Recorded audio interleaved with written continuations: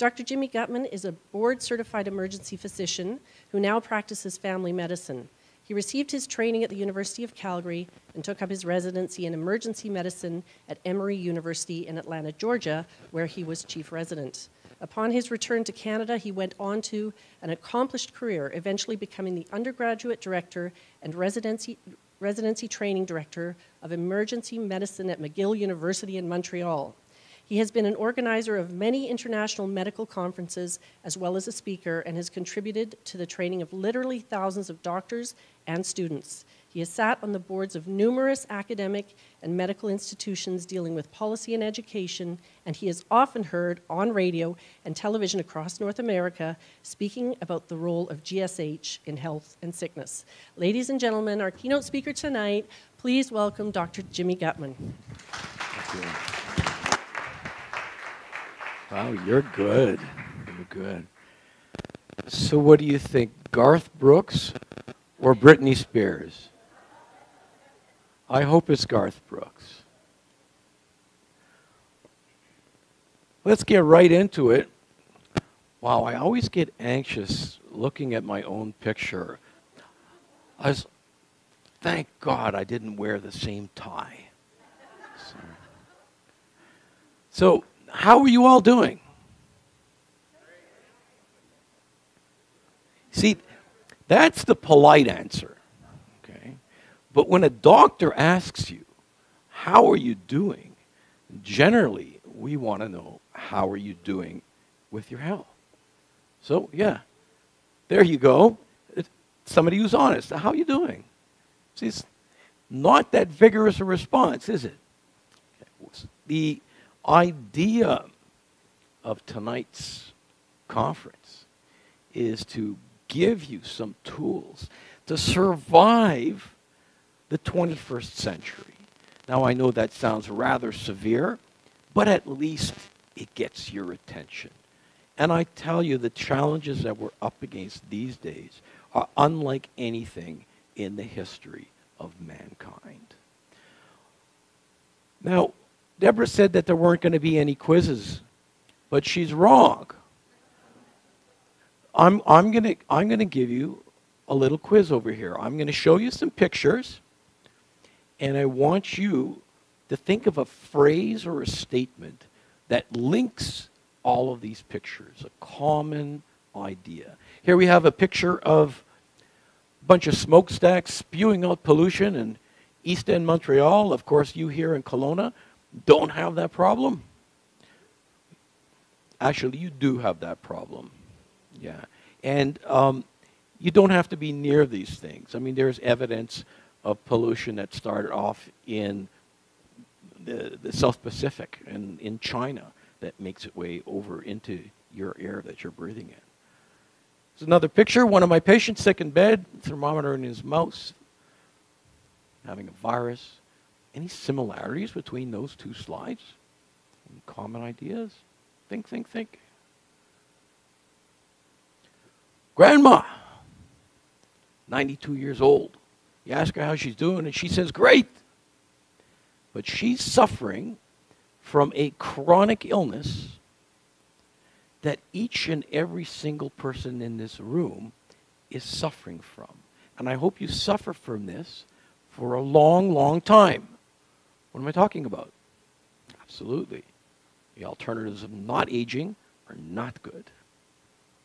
My secretary, Monday morning, 325 emails to answer. And what's going on with her? So what's common? What common thread do you think you can weave between all of these shots? Who said that? What's your name? Mandy? Mandy gets a free book. Mandy gets a free book on me. See, here's another shot. It has to do with the immune system. Here's somebody, and you can appreciate this. It looks like he's wearing chemical warfare gear. And what is he doing? He's spraying vegetables that you and I are going to eat. And this kind of nonsense goes on and on and on. So really, it's all about the immune system. And there are many definitions of the immune system, but really, the one that's most practical is your body's defense. Your immune system is your defense against all of these nasty things. So how do you take care of your immune system? Well, you don't need to speak to a health professional. You can probably speak to Deborah's mom, who I spoke to before. Where is she? Who's a very, very sharp individual, and she'll tell you the way to take care of your immune system. Well, eat well, sleep well, exercise, manage your stress. Don't drink too much BC wine. Okay, I take that one back. That was totally politically incorrect. Well, eat well. What does that mean? Here you are, sitting in the basin of one of the world's richest food-producing areas. And I know some of you eat junk food, but even if you're going out to the farmer's market, does that mean that you're eating well? Everybody in Kelowna is so smart. If I would have asked this in Toronto, everybody would have said, yeah. Don't show this tape in Toronto, okay? So, well, I think that if you're out there trying to get fresh fruits and vegetables, you're trying to eat well, but you're not necessarily eating well, because in the year 2015, you know, the peach that you're going to eat today is nothing like the peach that your mom gave you when you were a kid. Just ain't the same. Are y'all sleeping well?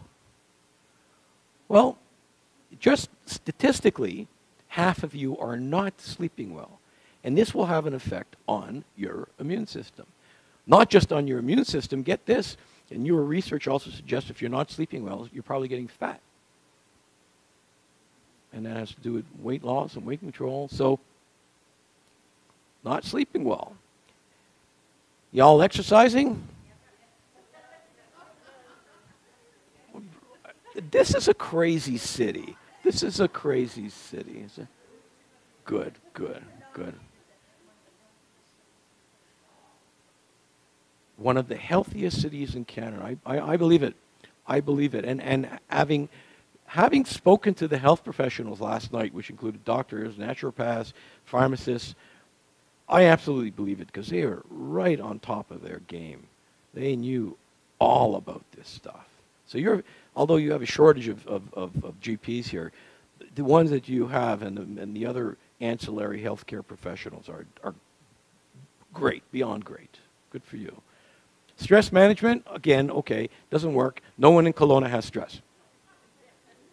Lifestyle, well, these are bottles of beer, but it should have been bottles of BC wine. Okay, but that, you know, those are things that any intelligent person who's been around any amount of time could tell you. It doesn't have to be a health professional. But there's going to be something else added to this list in the next few years. It's certainly on my list, and that's raise your glutathione levels. Glutathione. And that might be a bit of a mouthful, but it's something that you already have in your body. Every cell of your body manufactures glutathione. And if that's for me, tell them I'm busy. Glutathione has been called a lot of things, but it really is one of the most important things to protect you from getting sick. Now, who's not heard of this word before? Okay. Generally, most people have not heard of glutathione before, but I guarantee you that in the next 2 or 3 years, everybody will be using the word glutathione as commonly as we use words like antioxidant, because there's been well over 100,000 medical articles written on this topic. And this is an avalanche of information that is going to come crashing onto your websites and health magazines and newspapers. This is I like to say cutting edge, but really it's been around in the medical community for a while. It just hasn't raised its head and raised the level of awareness. And we managed to fix that, some of that a little bit last night. So glutathione, what does glutathione do? When I speak to a medical audience, I can talk about 40 or 50 things that glutathione does in your cell. But for y'all, since I don't want to put you to sleep before 9 o'clock, we can talk about 3. And the way to remember those 3 is to remember the word AID. What does this stand for? A stands for antioxidant. I stands for the immune system. And D stands for detoxification. Let's look at these in turn. Now, I hope I'm not patronizing anybody here, because I didn't know who's going to show up and what your backgrounds are. So I'm just going to review a few things. Antioxidants. If you want to know what an antioxidant is, you need to know what an oxidant is. You need to know what oxidation is. And here's some common examples. Some nails, I left in the backyard for a couple of weeks. What happened? They rusted. This is oxidation. Same day, I left a tub of butter out in the sun. What happened? My wife turned rancid, and so did the butter. This is oxidation. And what happens when you cut an apple in half and leave it on your counter for 20, 30 minutes? It turns brown. This is oxidation. So am I suggesting that the people in this room are becoming rancid and turning brown? Yeah. Yeah, I am. And if you look at the back of your hand, if you're a certain age, you're certainly you're going to see what we call liver spots, which actually have nothing to do with the liver, but have everything to do with the fact that your tissues are becoming oxidized. Okay? Now, do I care that this nice lady has brown spots in the back of her hand? I don't care that much it's on the back of her hand, but I know that if it's on the back of her hand, the same process is taking place in her lungs, in her heart, in her brain.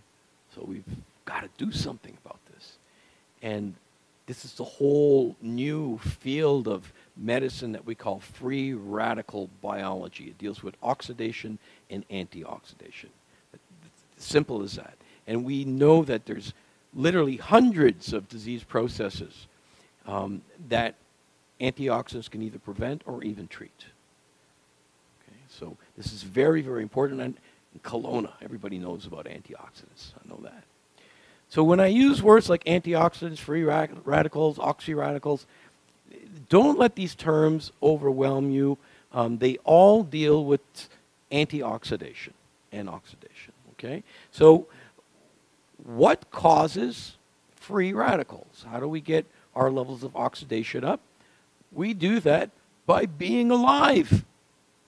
If you're living and you're breathing and you're eating, you're producing free radicals. And these free radicals, sometimes they're good, but when you have too much of them, then they cause damage in your body. They're highly toxic little molecules. And the sneakiest thing about them is that a free radical, it's kind of like a vampire. If a free radical touches another molecule, it turns it into another free radical, and the process continues and continues. So let's look at a bunch of healthy cells, and here are your nasty free radicals on the side. And it'll drift over and touch one of the cells. And after a while, that cell becomes damaged and it's full of free radicals, but that cell's touching another cell. And that cell is touching yet another cell, and voila, here you go, a black spot on the back of your hand or in your brain. So how do we stop this process? We call in the cavalry, and the original antioxidants we knew about was vitamin C. And here we have the vitamin C looking suspiciously like a Pac-Man, and you'll see why.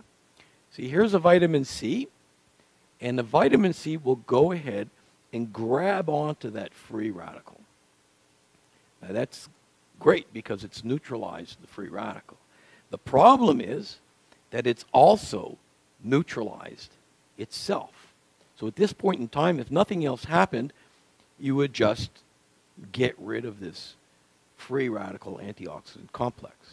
When I say get rid of it, well, let me give you a real-life example. Did you ever look at the color of your pee after you've taken a vitamin C pill? And that's what you're seeing. You're peeing out your vitamin C free radical complex. If that was the case, we'd have to be eating fruits and vegetables all day long to continue this process. But there's something else going on that prevents us from having to do that. Up to this point, most of the people in the audience who know antioxidants, they get this. Let me show you something that's a bit new to some of you. The vitamin C can find a glutathione molecule or a complex of glutathione molecules. And watch what happens. It hands the free radical off to the glutathione, and there you go. It's liberated to continue to do more work. So it picks up another one, and the process can continue over and over again. And what's happening is that the glutathione is recharging, re-energizing this vitamin C molecule. And it's not just vitamin C. Every single antioxidant known to science, and there are thousands of them, do the same thing. They unload their free radicals into a glutathione system, and that is why we call glutathione the master antioxidant, because this whole process of antioxidation would not take place were it not for the glutathione molecule. So that's A, glutathione, the master antioxidant. I, the immune system. Why do we have an immune system? We have an immune system to make sure there isn't crap in our body. It's not supposed to be there. And when I say crap, I guess the medical term would be more accurately called a foreign antigen. And what kind of examples of foreign antigens do we have? Here we see a picture of bacteria. Now, do you all have bacteria in or on your body? You all nodding your head, yes. That was an easy quiz question. Here's the hard quiz question. Measured in weight, how much bacteria do you think you have in and on your body? Who said that? Excellent answer. He said 3 pounds. It's actually, that's very good. It's about 4 or 5 pounds of bacteria that we're schlepping around. You're healthy. Well, you see, most of the bacteria that we're schlepping around, though, is living in our intestines. And most of those are, in fact, good for our health. They help us digest food, and they're actually part of our own immune system. We have more bacterial cells in our body than we have human cells in our body. That's quite something. But these generally help out. These are good bacteria. But we have a mixture of good bacteria and bad bacteria. How does your body know what's a good bacteria and what's a bad bacteria? The immune system. If we didn't have an immune system to make that recognition, you die from the bacteria living in your colon. Here's another one. Here's a fungus growing in a plate. Do we have fungus on our body? Is there a fungus among us?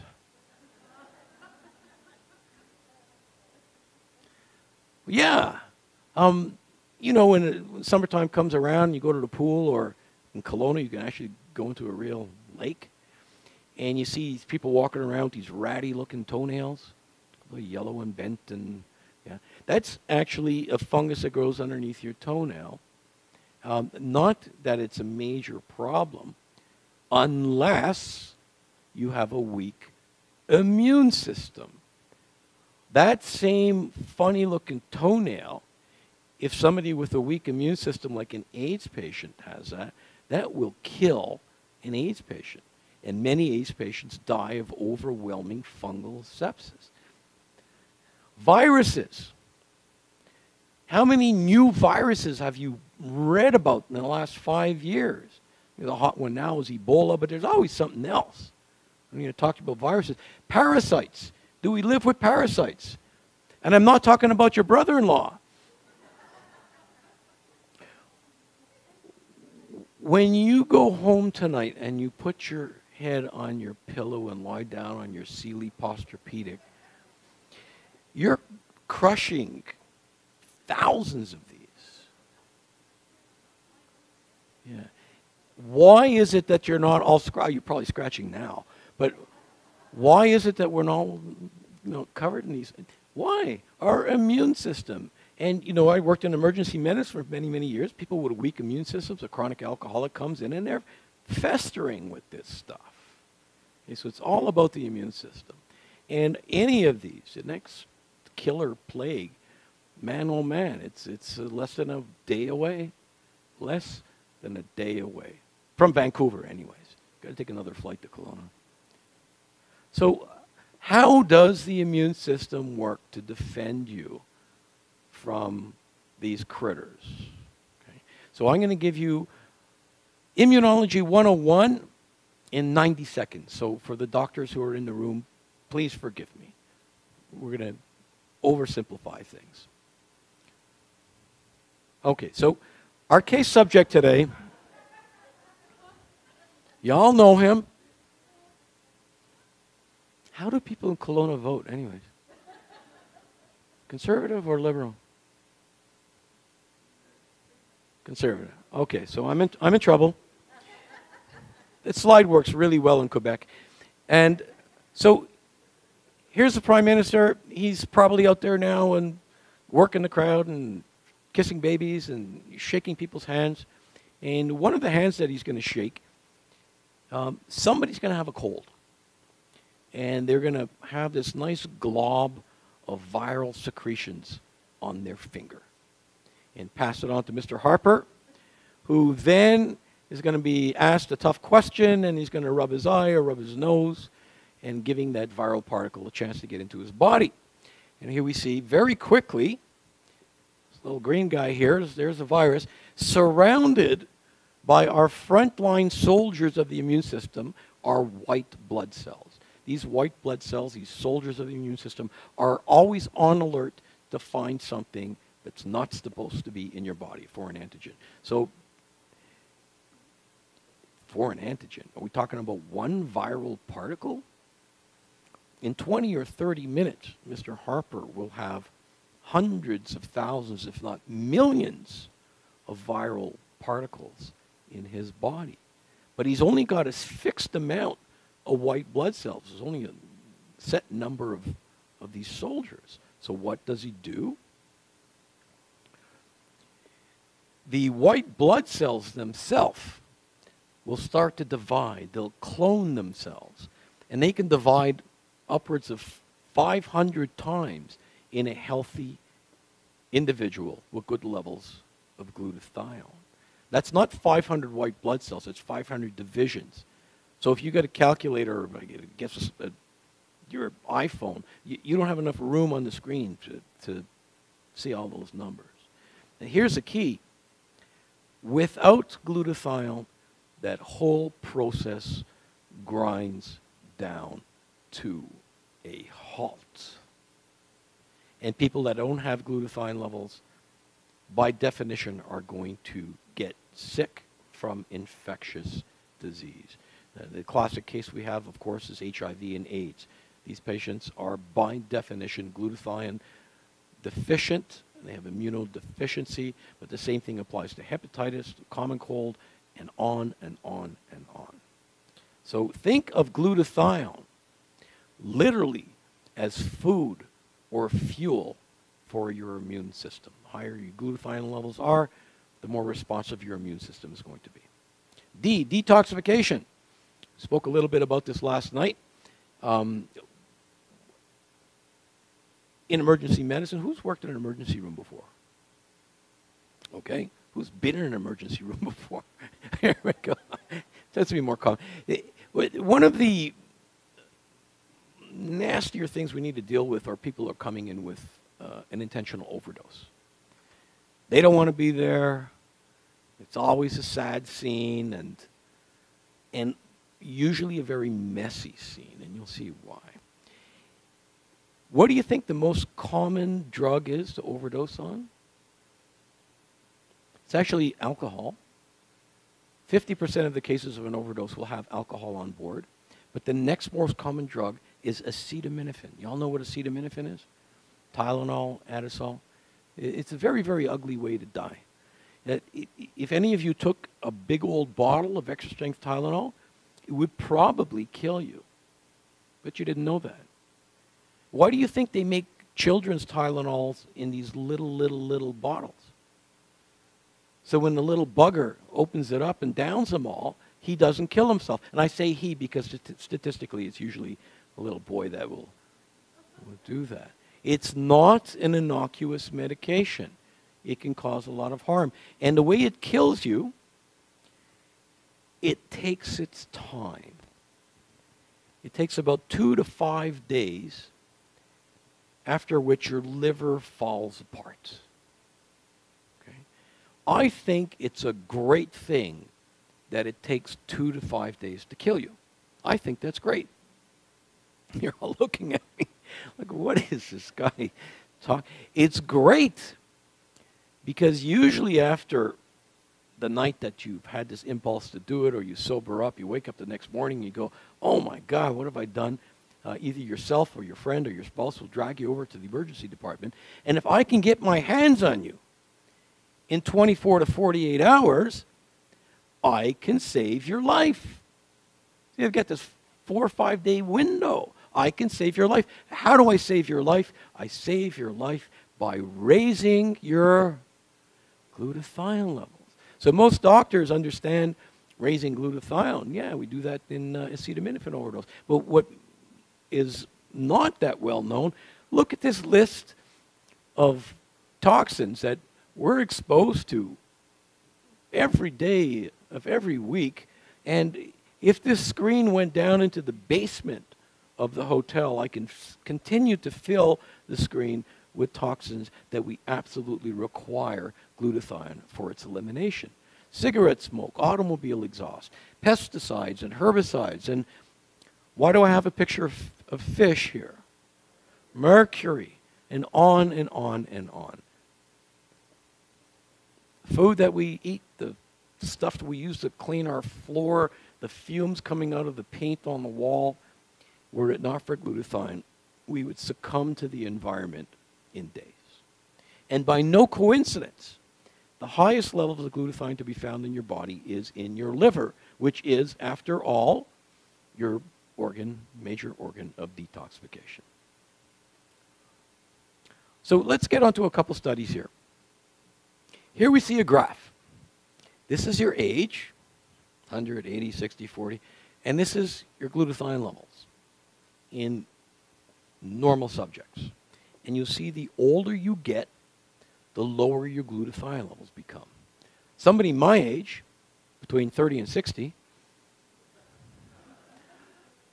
I could be missing 20, 30, 40% of my glutathione levels were I not taking care of something.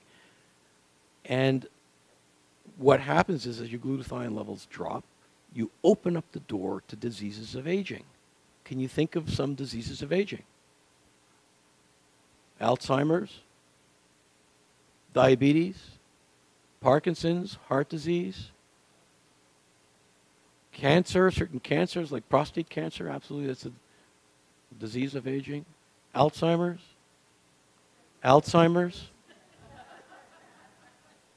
The list is long. So we see that the levels are dropping and dropping and dropping. But what's weird about this graph? Yeah. When you measure glutathione levels in individuals who are about like 100 years old, you find that they don't have low glutathione levels, they have high glutathione levels.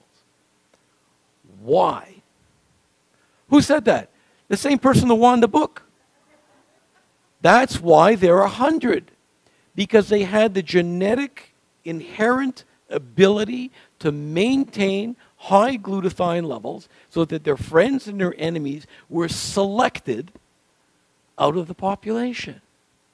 So that's a very interesting and curious finding in glutathione in the aging process. That's glutathione in aging. Let's look at glutathione and general health. Here's a study, I think this was, this was a study done in Florida. I guess Florida and Kelowna is a good place to do studies on older people. And what they did is they measured glutathione levels in different subjects. young, healthy people, high glutathione levels. Healthy older people, meaning they didn't really need to go to the doctor. They went when they had a problem. Older people that would go see the doctor on a regular basis to get the prescriptions refilled, their blood pressure measured, and finally, people in the hospital. And a perfect correlation. The sicker you were, the lower your glutathione levels were. And this wasn't just, this study was in physical illness, but there are other studies looking at mental capacity, studies looking at who's out there, which person is out there playing cards, going to a restaurant, and who's sitting at home complaining about a sore back. So glutathione, correlation with age, glutathione, correlation with general health. Well, what about healthy people? Here's a study that we did at McGill University where we took young athletes, and at the beginning of the summer, we put half of them on Immunocal, which is a glutathione precursor, and half of them on a placebo. And we had them work out over the summer. At the end of the summer, we brought them back and measured them for muscle strength. And their performance, their muscle strength and endurance was between 10 and 15% more in the Immunocal. This is crazy numbers. Crazy numbers considering high-end athletes are trying to get another 0.5% to win a gold instead of getting 5th place. And when we published this study, the phone was ringing off the wall. Trainers, owners of teams, individual players. The other day I showed this slide to, I think it was a bunch of young soccer players, and I said the phone was ringing off the wall. And they looked at me like, what? You have phones on the wall? So it's not just sick people. It's not just old people. Even the healthiest individual can benefit from this. Who can't benefit from being stronger, faster, having more energy, smarter? We're doing studies in the brain now. This is for everybody. So if you remember these three things, AID, then you probably understand 90% of what glutathione does. And the problem is that we're always losing glutathione. There are always things that are tapping into our glutathione levels. And that could be the drugs that you're taking, a poor diet, injury, stress, infection, pollution, aging, on and on and on. And all of these tap into your glutathione levels fall, and you end up with an older cell, a sicker cell, and worst case scenario, a dead cell. So we have to do everything we can to maintain our glutathione levels. Here is perhaps the most important slide for you tonight. If you're going to remember one slide, this is the slide to remember. You can't eat glutathione and expect it to raise the glutathione levels in your body. If you eat glutathione, it becomes rapidly broken down in your digestive system and ends up in Lake Okanagan. You can't eat glutathione. So how do you get your glutathione levels up? You give your body the building blocks. You give your cells what we call precursors for your cells to be able to manufacture its own glutathione. If you walk away with anything, that's the message. And what we're talking about, of course, is this product called Immunocal. It was developed at McGill University. We've been doing research on this upwards of 40 years. This was launched 18 years ago as a commercial enterprise. And we have the ability in Canada, I know this doesn't look like much, but when you're dealing with natural products in Canada and United States, you're not allowed to make any medical claims. Whether it's true or whether there's patents, you can't say that a natural product affects anything about your health. But we, after sending van loads of research to Ottawa, we got what's called an NPN number that allows us to say that taking Immunocal will help your immune system. Sounds benign, but I tell you, it's a big, big struggle between the pharmacy industry and the people who produce natural products. There's a lot of things that we can talk about, but I don't want to get into a political discussion unless there's more BC wine there. So how does Immunocal work? Simply, it gives your body the building blocks so your cells can make its own glutathione. And we have many, many patents, what we call method of use patents. This is not a manufacturing patent. This is not a description of a molecule. This is a patent that's kind of unique to the pharmacy industry, saying that if you take this, then that happens to you. Okay? It's a very, very difficult patent to get because you have to back it up with a ton of research. And we're quite unique in this area. The credibility for me and for the health professionals that I spoke to last night, it's all about research. You know, you can say what you want theoretically, or you should do this, or the Yanomamo Indians have been taking it for 10,000 years. And no, for a conservative scientist, for a researcher, for a doctor, the three most important things are research, and, okay. And so not just research. You know, research is like food. There's good stuff and there's bad stuff. We're talking not about research done in a test tube. We're not talking about research that's done in a rat. You want to know that there were double-blind clinical trials, statistically relevant, done in human beings. And if you look at most natural products, that's a rarity. Rarely will you find that. And this is a company that's been doing this for decades. We have dozens. And you need to look this up. Because, yeah, I'm giving a talk about health and talking about science. I'm ultimately being paid by a company to market a product. Your health is the most important thing you have in your hands. So I urge you, go home and do your homework. And when you look up the importance of glutathione in every single cell of your body, you'll know that you made the right decision. Anybody seen this book before? The nice navy blue book? The pharmacists know it. It sits on the desk of every pharmacist. It sits on the desk of every doctor. What it has is all the prescriptions that I can write your prescription for, all the pharmaceuticals. But there's a non-pharmaceutical, non-prescription thing in there under I called Immunocal.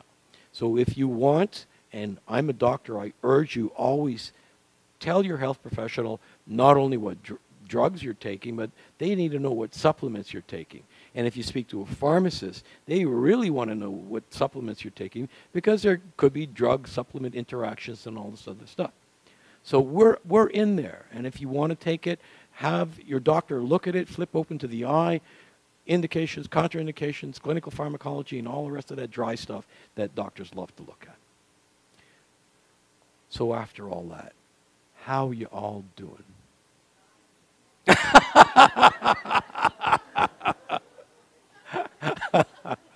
Well, maybe the next time I come back to Kelowna and I ask you, how are you all doing? And you say, fine. And I ask you, how do you know?